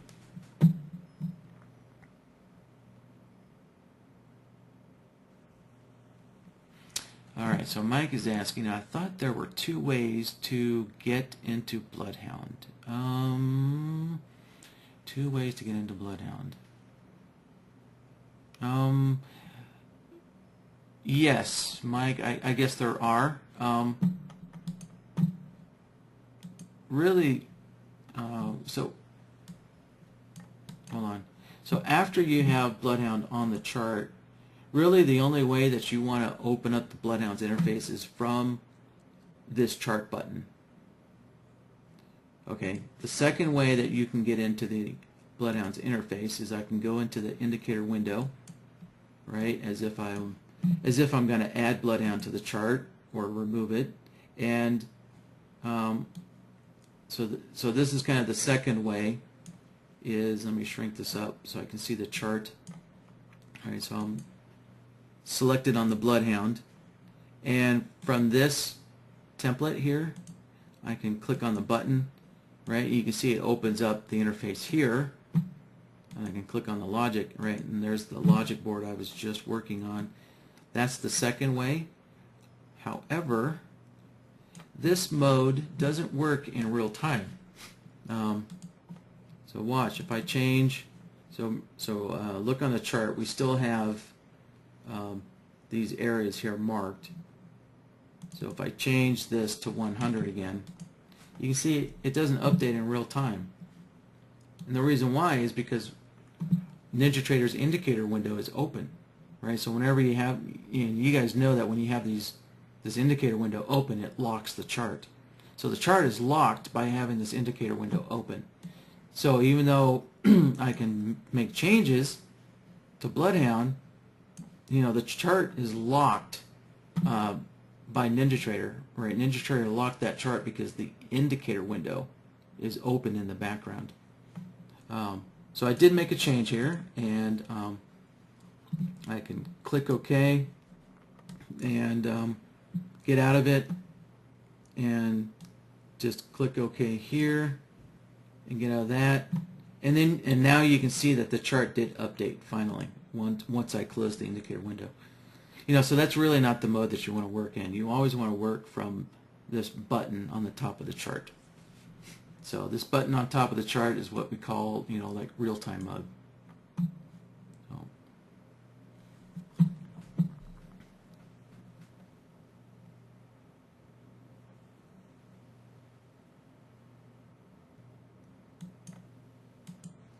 Let's see. All right, so Kim has a question here. All right, Kim's got 2 questions, it looks like.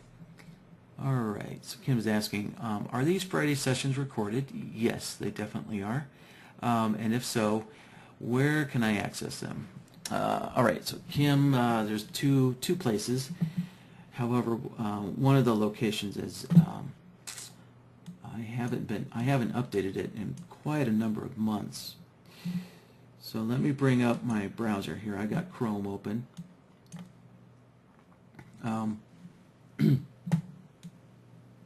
So one place that you can look is on YouTube, right? So these all go up to YouTube on our channel, and so I'm going to open up so you can see the the channel name is Jeremy. So let me open that up into a new tab. So you can go to YouTube. Oh, let me turn this off. There we go. So you can go to youtube.com, users, and then shark indicators is where we're at. And so this is, what does YouTube call this? I don't know, our YouTube channel page. Right, shows all the most recent uploads.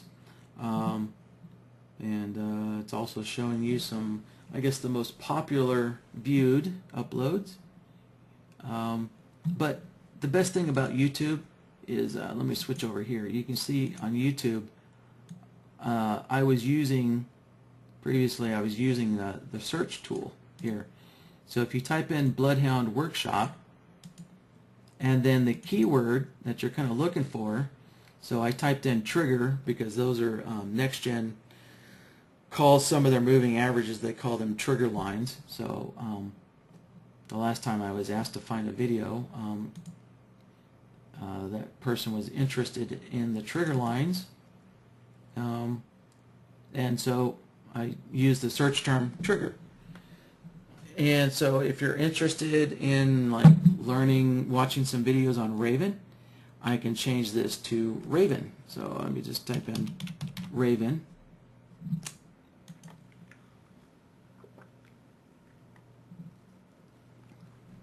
And so now you can see a whole bunch of videos come up with Raven in the title, or Raven might be mentioned in the description as well.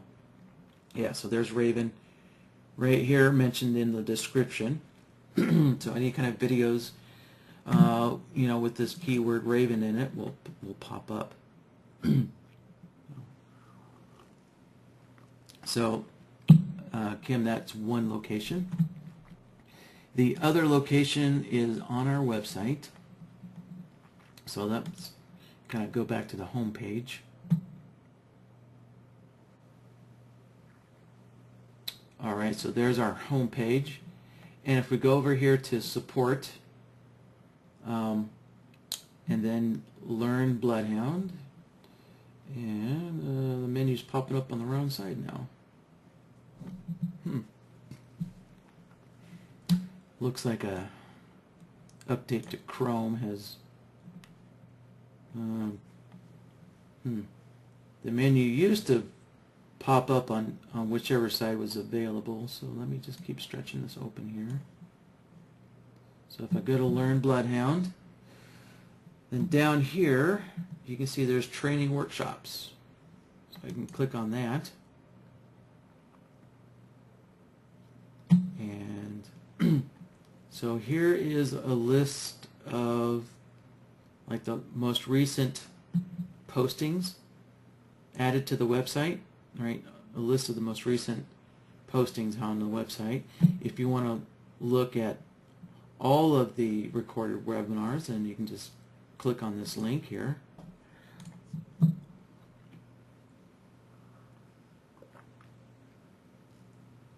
All right. And so our website is definitely out of date. You can see that the last one posted on here was done in October. And you can look through the archives here month by month.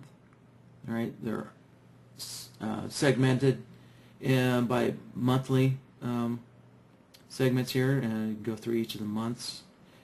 So yeah, as you can see, this is way behind.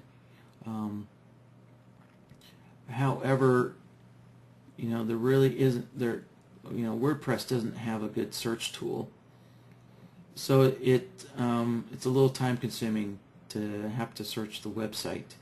You just have to go month by month and read through the descriptions here to see what's really going on. YouTube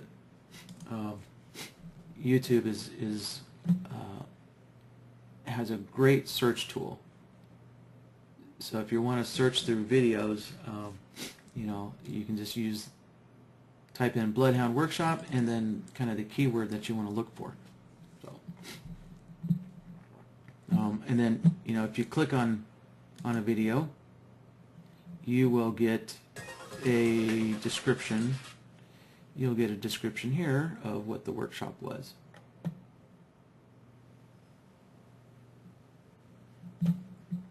Alright, so that's Kim's first question, and her second question is, on the logic select, could you show how to set it for entry or for exit logic? On the logic select, alright Kim, I kind of need a little more detail on your question. So on the logic select, so Kim, are you talking about Raven, or are you talking about using BloodHound? Are you talking about these logic selections, or are you talking about Raven?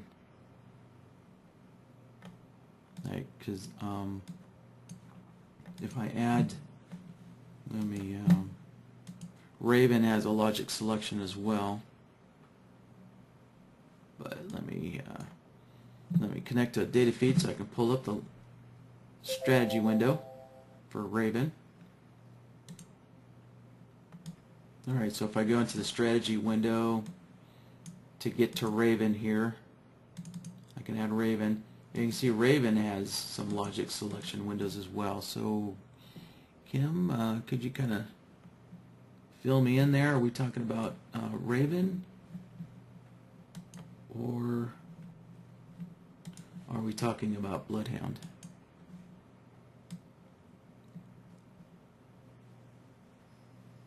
Okay, so Kim wants to know how to make a logic exit. And your first question is kind of a great lead into that.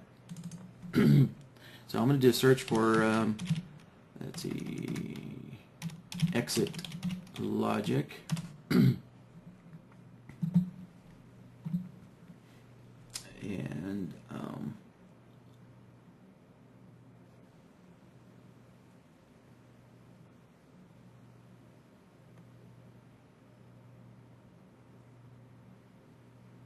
I'm just kind of scanning through the descriptions real quick here.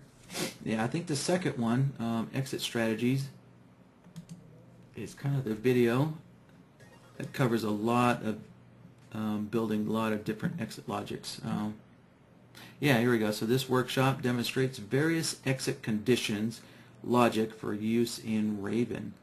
Yeah, so what I do is, so Kim, you might want to watch this later on, but I'll show you here real quick.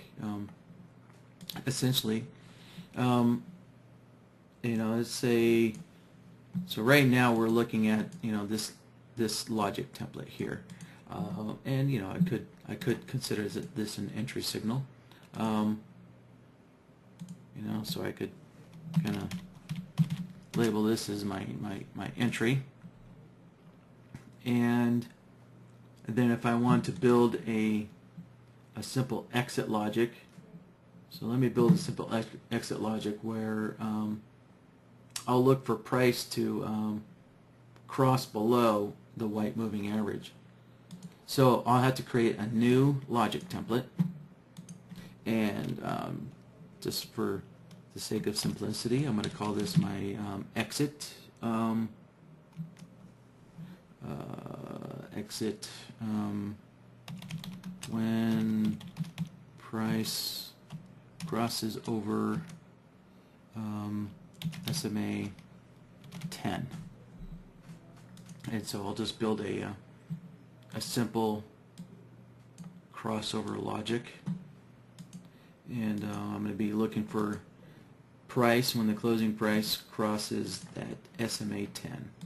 So I'll switch this over to the SMA 10, right? So I've got the SMA selected, and I just changed it to a period of 10, and there's only one plot output, so I don't have to change anything there. I can just leave that as it is, and so there we go. right? And so we can see that this gives us a short output or short signal. So this short signal will exit this long signal here. And so now you can see I have an entry logic and an exit logic.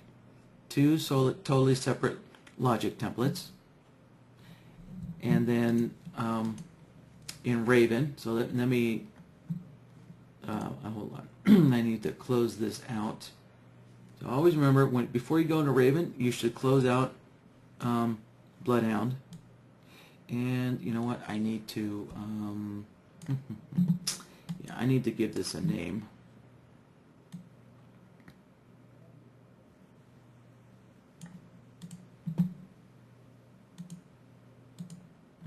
And how about if I just name this as like B. So this is template B for today. Alright, so now what I'll do is I'll open up Raven.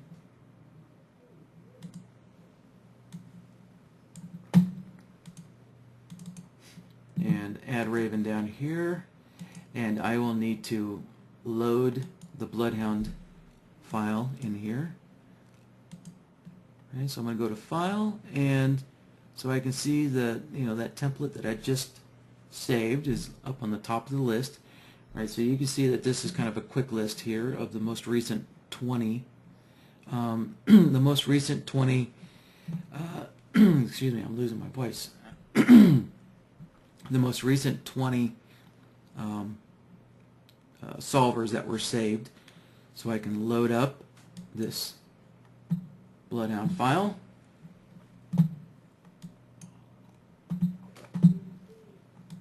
And next I can select my entry logic or template, and then I can select that exit logic that I just created. Just like so. Alright, I hope that kind of answered your question there, Kim. And let me take a look at, let's see, a few more comments or questions came in, and I will try and wrap this up here soon. Okay, so let's see, Kim was saying that Raven is what she thinks she was talking about. So there we go, but I kind of showed you a quick overview of the whole thing. Alright, yeah, so Kim was wanting to create a set of exit conditions or exit logic, and you would just set those into Raven like so. And also keep in mind, you can use this, these exit signals in combination with a fixed stop loss as well. So if you wanted to give yourself, an absolute fixed stop loss, right, you can set that to 20 as well. And then you can leave the profit target set to 0 so that there's no profit target, and basically your position gets closed out when either the stop loss is hit or your exit logic triggers. And also keep in mind if you're back testing, to set this to true when you're back testing. Alright.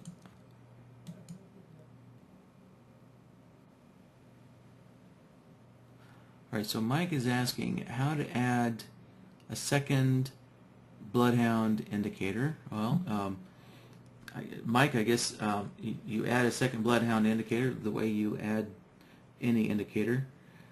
So let me, I really don't want this strategy on here, so let me close that strategy out.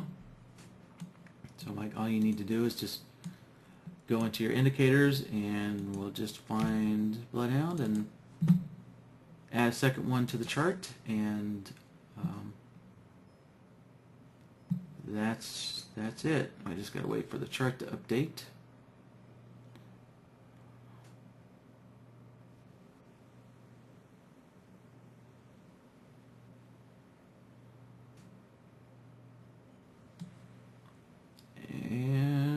So there we go. So there's our second BloodHound added on the chart.